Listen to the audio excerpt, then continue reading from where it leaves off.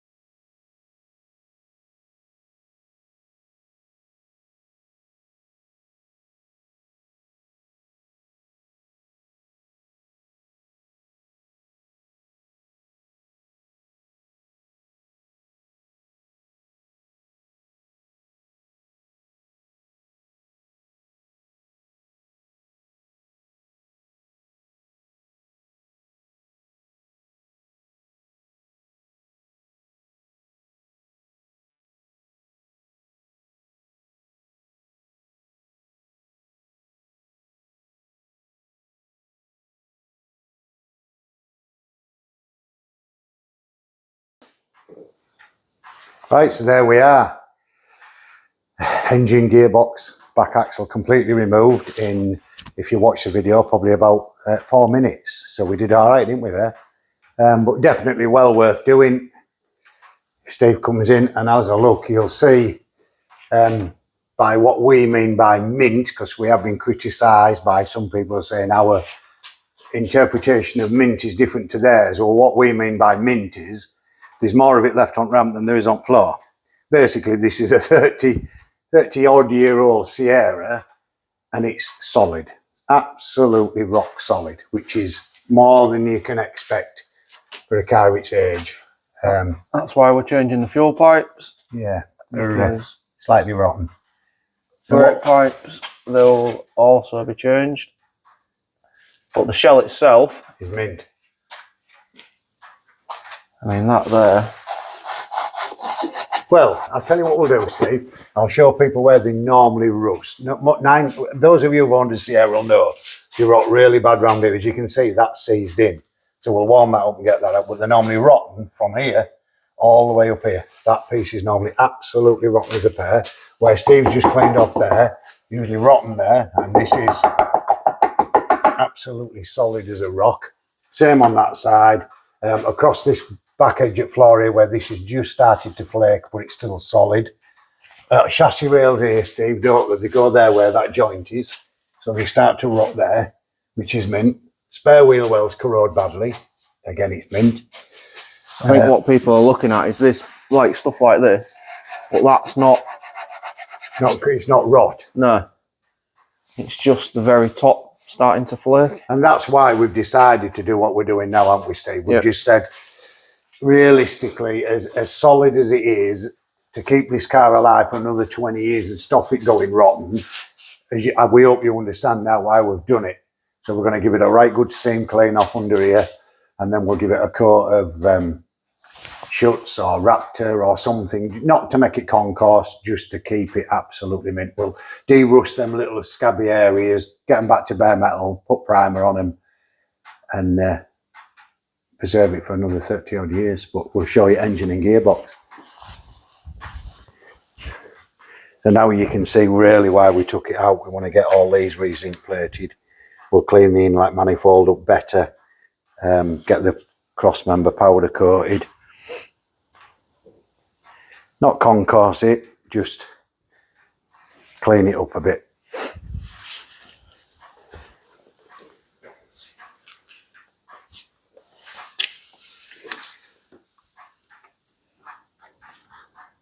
But it's all there, all original, all solid.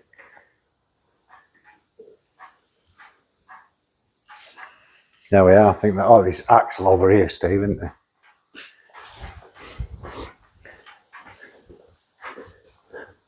So again, it's solid because they normally rot in these where springs sit in there. They rot, and it's solid. But look, we couldn't have got to that with it in the car. And I think you'll agree, it definitely needs catching now while it's still solid.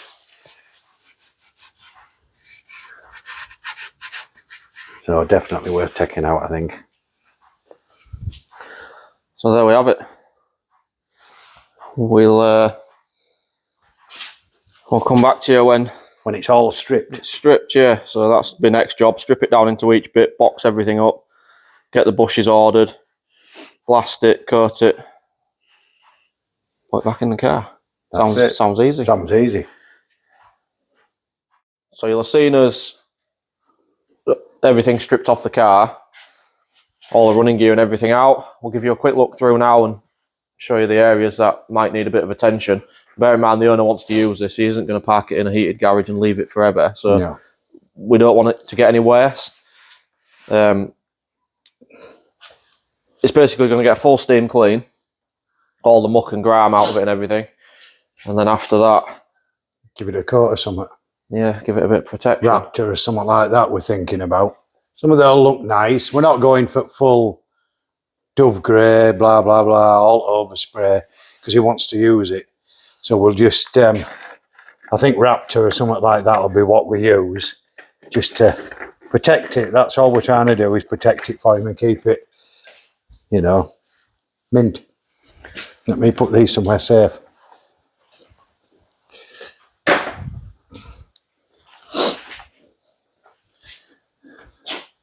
It's solid as a rock. It's just these bits we were worried about.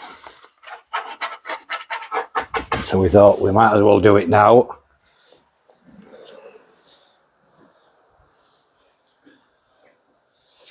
And just clean her up.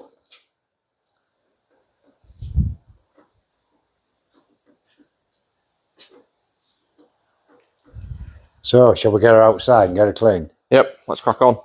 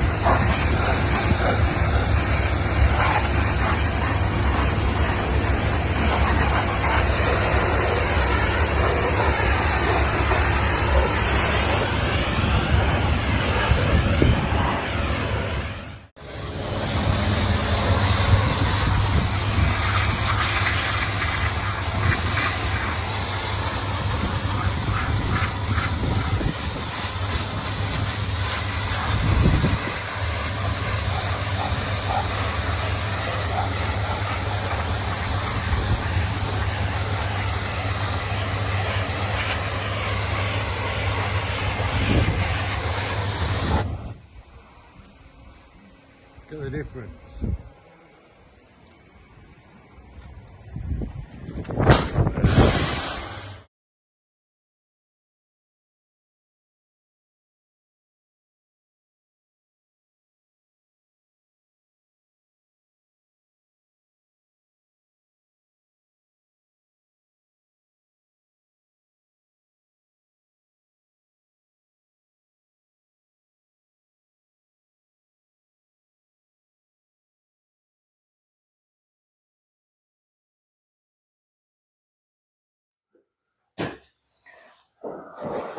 Right, that's it all cleaned off and back on the ramp.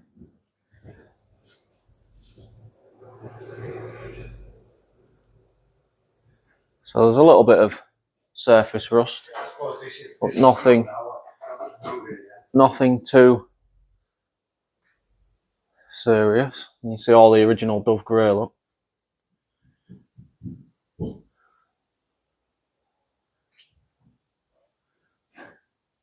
So all we've done is basically just steam clean it off.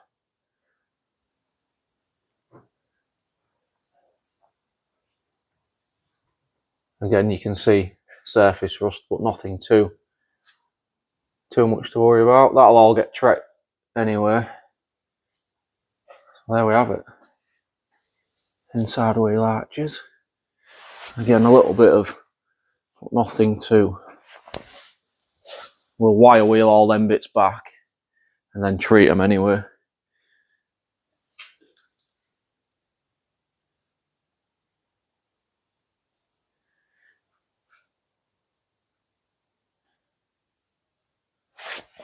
Brake pipes to be replaced, or brake pipes and fuel pipes to be replaced.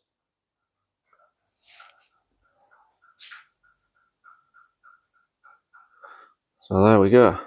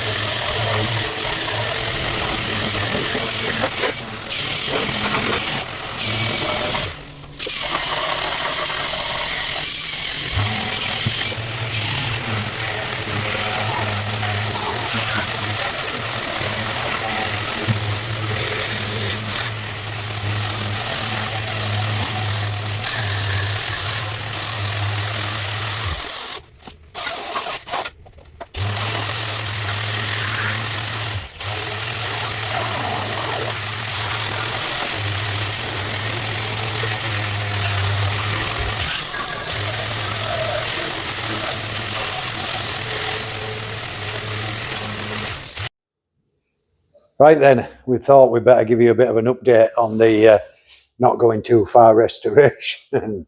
As we've always said, where do you stop? Unfortunately, we had to drop the running gear out, as we mentioned earlier in the video. We steam cleaned the car off underneath and it came up unbelievably well. But what we did notice, as you will with all cars, when you get close, if you come close to it, you'll see this, what we call spidering under the paint. And you can see it. So what we've done, we've rubbed it all down, as you can see, because we've got rid of all the corrosion, and it wasn't bad. It's not rot, it's just light corrosion coming through. We've dug it all out. Steve's been going around with this tool that basically rips into all nooks and crannies and gets the rust out. I've been following him with an orbital sander. So we've done the hole underneath of the car. We've got rid of all the corrosion on it. And we're now just going to give it some rust stop primer. So we're going to put that on all the bare metal areas, and then we're going to Raptor it. So this is what we're going to use. This is a Worth product, which, as most people know, Worth isn't cheap. It's an expensive product. This is a rust stop product that's designed for bare metal areas to stop the rust, hence the name. So we're going to use that, which, as I say, is expensive, but it does the job correctly. And then we're going to put a coat of Raptor on it. A tough decision again. What do we do? Obviously, if this was a concourse build, we'd reseal it, then we'd put the Dove Grey primer on it, then we'd put all the black overspray on it. This isn't. This belongs to a 79-year-old gentleman who's had it from you, who wants to use the car. He doesn't want a concourse car, doesn't want to show the car, he wants to use it. So a nice coat of Raptor on it will protect it for the next 20 years. So we better crack on and get this ready and get it Raptored.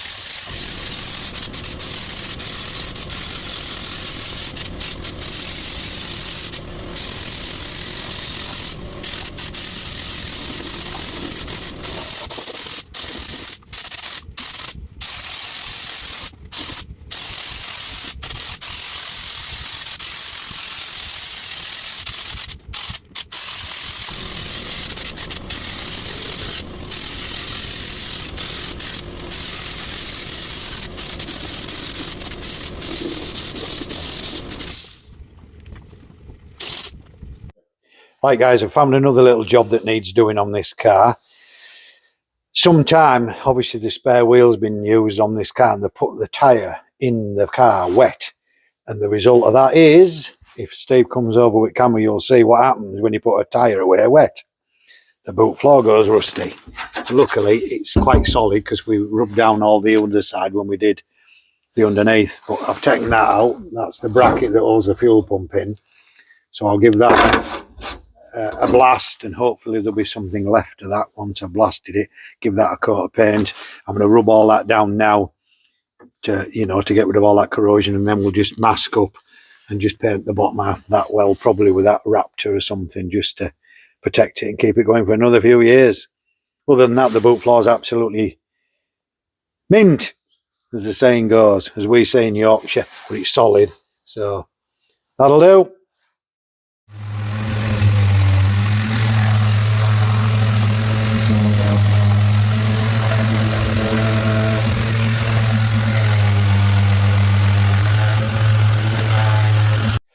Right, well, I've got the spare wheel well done, finished. I bare metaled it, took it right back. We'll put some pictures up of the progress because Steve was pretending to work in other workshop. So I just cracked on. So as you can see there, I bare metaled it, then I primed it, and then I've sprayed it with a stone chip. It's obviously not absolute perfect match, but I think it looks very, very good and a lot better than it was, put it that way. And there's the bracket that we took out that was badly corroded. I didn't know whether it'd disintegrate with blaster, but it hasn't. It's obviously very pitted, but it's still strong, solid. So I've etch primed that and painted it gold, the colour it should be. That'll drop in there when the rubbers are on. Obviously there's two rubbers to go in there that we took out, so we'll put them back in and put that back in when we start building it back up. But I think you'll agree that looks a lot better than a load of rust.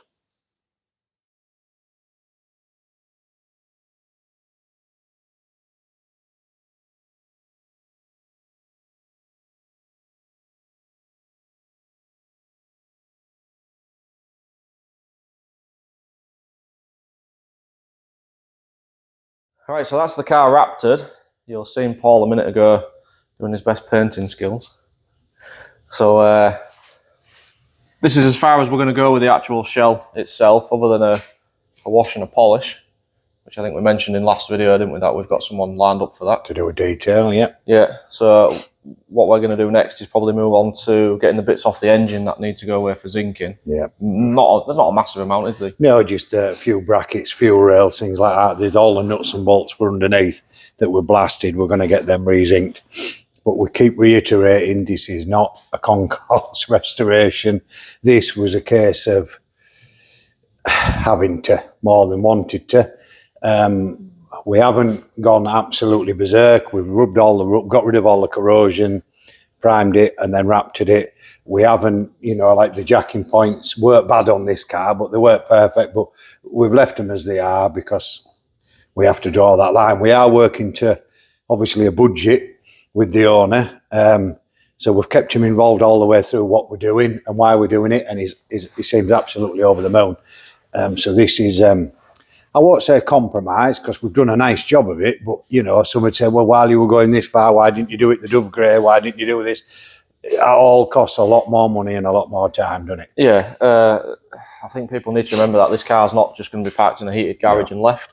The owner wants to use it. And the car was probably at the point where if we hadn't done anything now... We've made this car is going to be usable for another 20 years on road. It's never been welded. It doesn't need any welding. We've got rid of all the light corrosion it had. We've put the Raptor on to protect it. So there's no reason this car now won't last another 20 years. Same with all the suspension components. They were just...